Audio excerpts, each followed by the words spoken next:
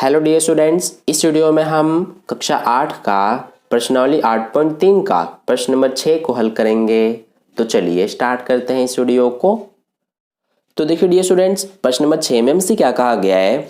आरिफ ने एक बैंक से 80,000 रुपए का कर्ज लिया। यदि ब्याज की दर 10% वार्षिक है तो 1/2 वर्ष पश्चात उसके द्वारा भुगतान की जाने वाली राशियों में अंतर ज्ञात कीजिए। यदि ब्याज पहले भाग में वार्षिक संयोजित होता है और दूसरे भाग में अर्धवार्षिक संयोजित होता है। तो देखिए इसका सॉल्यूशन हम कैसे करेंगे। सबसे पहले तो जो हमें क्वेश्चन में दिया गया है वो हम लिख लेते हैं। तो हमें 80,000 रुपए दिया गया है, तो ये क्या है, हमारा मूलधन, जिसे इंग्लिश में हम प्रिंसिपल कहते हैं और इसे हम P से दिखाते हैं। तो ये हमारा कितना है, 80,000। इसके अलावा हमसे कहा गया है कि ब्याज की दर 10% वार्षिक है। तो ये हमारा 10% क्या है, दर है, जिसे हम इंग्लिश में रेट कहते हैं और R से दिखाते हैं। तो ये हमारा हो गया 10%। इसके अलावा देखिए हमें टाइम कितना दिया गया है, 1/2 वर्ष। टाइम यानी कि समय, तो टाइम को हम T से दिखाते हैं। तो ये हमारा कितना है, 1/2 वर्ष। ठीक है, अब देखिए इसको हम इस तरह से भी लिख सकते हैं, 1 वर्ष और इसके अलावा कितना हो जाएगा हमारा, आधा वर्ष। ठीक है, तो हमने यहाँ पर इस तरह से लिख दिया। अब ऐसा हमने क्यों लिखा है ये मैं आपको आगे समझाऊंगा। ठीक है, तो हमने 1/2 वर्ष को 1 वर्ष और आधा वर्ष लिख दिया। अब देखिए सबसे पहले हम पहले भाग को करते हैं। तो पहले भाग में हमसे क्या कहा गया है कि जो ब्याज है वो वार्षिक संयोजित होता है। तो यहाँ पर हम लिख लेते हैं, पहले भाग में हमारा जो ब्याज है ये वार्षिक संयोजित है। तो यहाँ पर हम लिख लेते हैं वार्षिक संयोजित।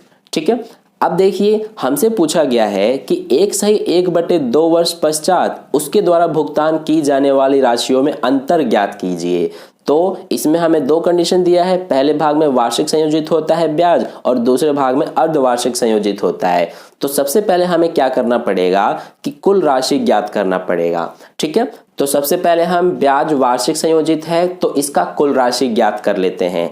तो देखिए यहाँ पर हमारा जो टाइम है ये कितना है, 1/2 वर्ष। तो इसका हम डायरेक्ट कुल राशि नहीं ज्ञात कर सकते हैं। हमें सबसे पहले क्या करना होगा कि 1 वर्ष का कुल राशि ज्ञात करेंगे और फिर जो हमारा 1 वर्ष का कुल राशि आएगा उसको मूलधन मान करके और फिर हम आधा वर्ष का साधारण ब्याज ज्ञात कर लेंगे। ठीक है, तो इस तरह से यहाँ पर सबसे पहले हम क्या लिखेंगे कि 1 वर्ष के लिए कुल राशि। ठीक है, तो अब देखिए हम 1 वर्ष के लिए कुल राशि ज्ञात करेंगे। तो कुल राशि का सूत्र क्या होता है हमारा, ये होता है A बराबर में P ब्रैकेट में 1 + R बटे में 100 की घात n। अब इसमें सबका मान रखेंगे तो P यानी कि प्रिंसिपल हमारा कितना है, ये है 80,000। 1 प्लस रेट कितना है 10% बटे में 100 घात n। n का मतलब होता है टाइम, तो टाइम इसमें हम 1 वर्ष ले रहे हैं इसीलिए 1 लिखेंगे। अब देखिए यहाँ से ये हमारा 80,000 तो एज इट इज आएगा, ये 1 0 से 1 0 कट जाएगा। यहाँ पर बच रहा है 1 + 1/10। तो यहाँ इसको सॉल्व करेंगे तो ये हो जाएगा 10 एकम 10 + 1। इसको ऐसे ही सॉल्व कर सकते हैं हम, 10 एकम 10 + 1। तो ये हो जाएगा 11 बटे में जो है वही लिखेंगे और घात 1 है, यानी कि ये हमारा 1 बार लिखा जाएगा। तो अब देखिए इसको सॉल्व करेंगे तो 1 0 से 1 0 कट जाएगा। हमारे पास बच रहा है ये 8,000 गुणा में 11। तो जब आप 8,000 और 11 का गुणा करेंगे तो ये आपके पास आ जाएगा 88,000। ठीक है, तो ये हमारा 1 वर्ष के लिए कुल राशि आ गया। अब इसके बाद हम क्या करेंगे, हमने यहाँ पर 1 वर्ष के लिए कुल राशि तो ज्ञात कर लिया। अब जैसा कि मैंने आपको पहले बताया था कि जो हमारा ये 1 वर्ष का कुल राशि आया है इसको अब हम मूलधन मान करके और जो ये आधा वर्ष है इसका साधारण ब्याज ज्ञात करेंगे। तो यहाँ पर अब हम लिख लेते हैं कि आधा वर्ष यानी कि 1/2 वर्ष के लिए साधारण ब्याज।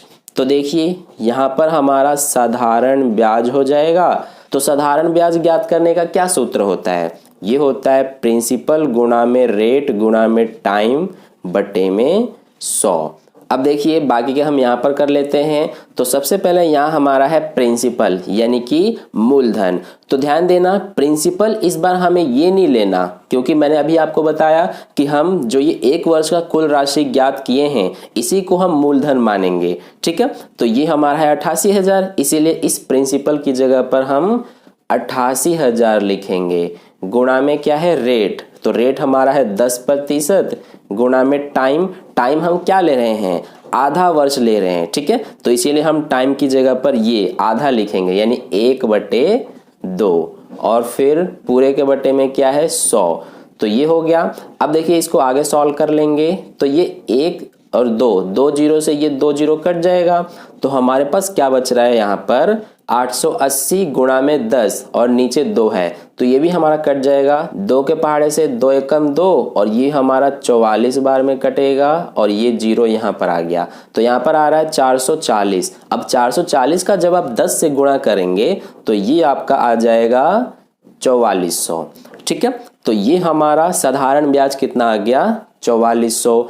अब देखिए हम क्या करेंगे कि हम 1/2 वर्ष की कुल राशि ज्ञात करने के लिए जो ये हमारा 1 वर्ष का कुल राशि आया है और जो ये आधा वर्ष का साधारण ब्याज आया है इन दोनों को जोड़ देंगे तो हमारा 1/2 वर्ष का कुल राशि पता चल जाएगा।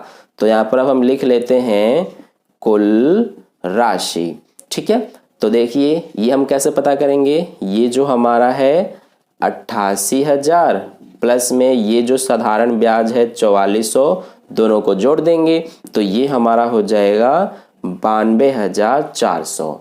ठीक है, तो ये हमारा आ गया 92,400 और यही हमारा कुल राशि है 1/2 वर्ष के लिए। तो ये हमारा हो गया पहले भाग का सॉल्यूशन, यानी कि ब्याज अगर वार्षिक संयोजित होता है तो कुल राशि 92,400 आ गया। अब इसके बाद जो हमारा दूसरा भाग है इसमें हमसे कहा गया है कि जो ब्याज है ये किस तरह से संयोजित है, अर्धवार्षिक। ठीक है, तो अब ध्यान देना ब्याज अगर हमारा अर्धवार्षिक संयोजित होता है तो हम क्या करते हैं, इसमें भी हमें कुल राशि ही ज्ञात करना है, लेकिन ब्याज अर्धवार्षिक संयोजित होता है तो इसमें हमारा जो रेट होता है रेट में हम क्या करते हैं कि रेट को हमेशा हम आधा कर देते हैं। तो ये 10% है, इसको आधा करने के लिए 2 से भाग कर देंगे तो ये हो जाएगा 5%। ठीक है, और जो टाइम होता है टाइम कितना है 1/2 वर्ष, तो इसको हम दुगुना कर देते हैं। ये बात आपको मैंने पिछले वीडियो में भी समझाया था कि जब हमारा ब्याज अर्धवार्षिक संयोजित हो तो रेट को आधा करते हैं और टाइम को दुगुना करते हैं। ठीक है, क्यों करते हैं ये भी मैंने आपको बताया था। तो देखिए सबसे पहले इसको हम ये 1/2 वर्ष जो है मिश्रित भिन्न में है इसको साधारण भिन्न में बदलेंगे। तो इसको कैसे बदलते हैं, 2 एकम 2 और एक ये 3, तो 3/2 हो जाएगा। अब इसको दुगुना करने के लिए 2 से गुणा कर देंगे तो 2 से 2 कट जाएगा तो ये आ जाएगा 3 वर्ष। ठीक है, तो हमने रेट को आधा और टाइम को दुगुना कर दिया। अब हम कुल राशि ज्ञात करेंगे तो इसमें भी हम यही सूत्र लगाएंगे, A बराबर P ब्रैकेट में 1 प्लस R/100n। अब यहाँ से प्रिंसिपल हमारा कितना है, ये है 80,000। ठीक है, फिर 1 प्लस रेट कितना है, ये है 5%, ये रहा बटे में 100 n की जगह पर क्या है 3 वर्ष, तो ये 3 लेंगे। अब देखिए यहाँ से आगे करते हैं तो ये हमारा दोनों कटेगा, 5 एकम 5 और ये 5 के पहाड़े से 20 बार में। तो देखिए क्या बच रहा है, ये हमारा 1 प्लस ऊपर ये 5 एकम 5 हो गया तो 1 प्लस 1/20 बच रहा है। यानी कि इसको कैसे सॉल्व करेंगे, 20 एकम 20 प्लस 1 तो ये हो जाएगा 21/20 और घात 3 है तो यहाँ 3 लिख देंगे।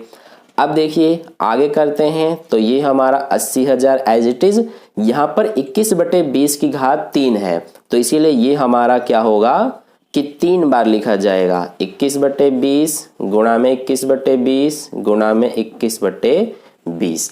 अब देखिए इसको सॉल्व करेंगे तो ये 1 0 से 1 0 कट जाएगा, ये 1 0 से 1 0 कट जाएगा और ये 1 0 से 1 0 कट जाएगा। इसके अलावा ये 2 एकम 2 और ये 2 के पहाड़े से 40 बार में, फिर ये हमारा 2 एकम 2 ये 2 के पहाड़े से 20 बार में, फिर 2 एकम 2 और ये 2 के पहाड़े से 10 बार में।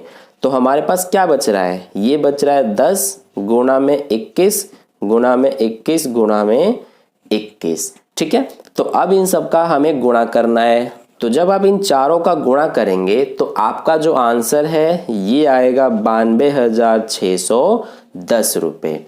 ठीक है, तो ये हमारा हो गया 92,610 कुल राशि। अगर ब्याज अर्धवार्षिक संयोजित होता है तो ये हमने दोनों ही कंडीशन में जो है, दोनों ही कंडीशन में कुल राशि ज्ञात कर लिया। अब हमसे पूछा गया है कि अंतर ज्ञात कीजिए, तो यहाँ पर अब हम अंतर ज्ञात कर लेते हैं। यानी इसमें हम क्या करेंगे कि जो हमारा बड़ी वाली राशि है ये वाली, इसमें से हम क्या करेंगे कि जो छोटी वाली राशि है यानी कि ये, इसको हम घटा देंगे तो हमें अंतर पता चल जाएगा।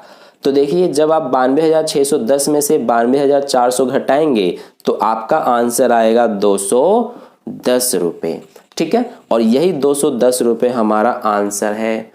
तो इस तरह से प्रश्न नंबर 6 का सॉल्यूशन कंप्लीट हो गया। आई होप आपको अच्छे से समझ में आ गया है। अगर आपको वीडियो अच्छा लगा है तो लाइक कर देना, अपने दोस्तों के साथ शेयर कर देना, और चैनल पर पहली बार आए हैं तो चैनल को सब्सक्राइब करके बगल में जो बेल आइकन आता है उस पर ऑल वाले पे क्लिक कर लेना, ताकि नेक्स्ट वीडियो जैसी अपलोड की जाए उसका नोटिफिकेशन सबसे पहले आपको मिल जाए।